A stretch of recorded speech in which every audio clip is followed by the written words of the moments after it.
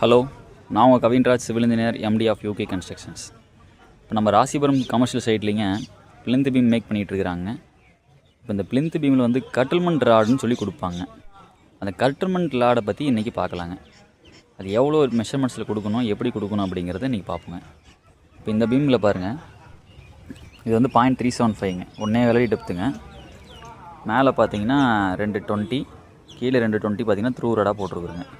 இப்போ மிடில் வர ராடு வந்து பார்த்திங்கன்னா கட்டில்மெண்ட் ராடுன்னு சொல்லி நம்ம போட்டிருக்குறோங்க. பாருங்கள், இது வந்து பார்த்திங்கன்னா பாதி வரைக்கும் தான் நிற்கும். ஃபுல்லாக த்ரூவாக போகாமல் பாதியோடு நின்றுங்க. கீழேயும் வந்து பார்த்திங்கன்னா பாதியிலிருந்து தான் போகும், ஃபுல்லாக போகாதுங்க.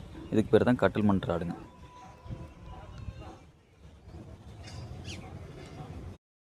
இப்போ இந்த கட்டில்மெண்ட்டுங்க, இப்போ இது ஒரு காலம், இங்கே ஒரு காலம் இருக்குங்களா.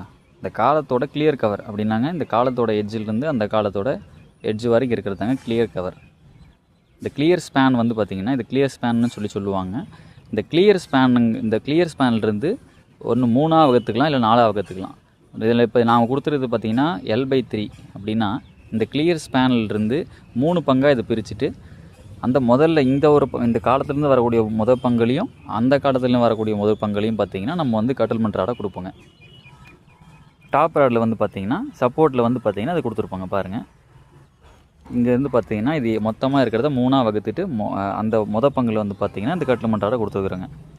அதே மாதிரி அந்த பக்கம் வந்து பார்த்திங்கன்னா அதில் வர ஒரு பங்கில் பார்த்திங்கன்னா நம்ம கொடுத்துட்டோம். மீதி சென்ட்ரல் இருக்க ஒரு பங்கில் பார்த்திங்கன்னா எதுவுமே இருக்காதுங்க.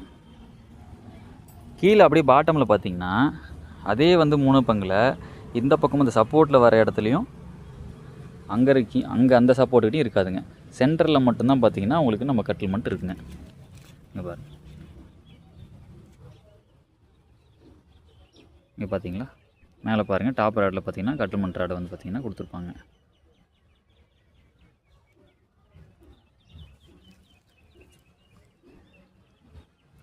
இப்படி தாங்க நம்ம கட்டில்மெண்ட் ராடை கொடுக்கணும்.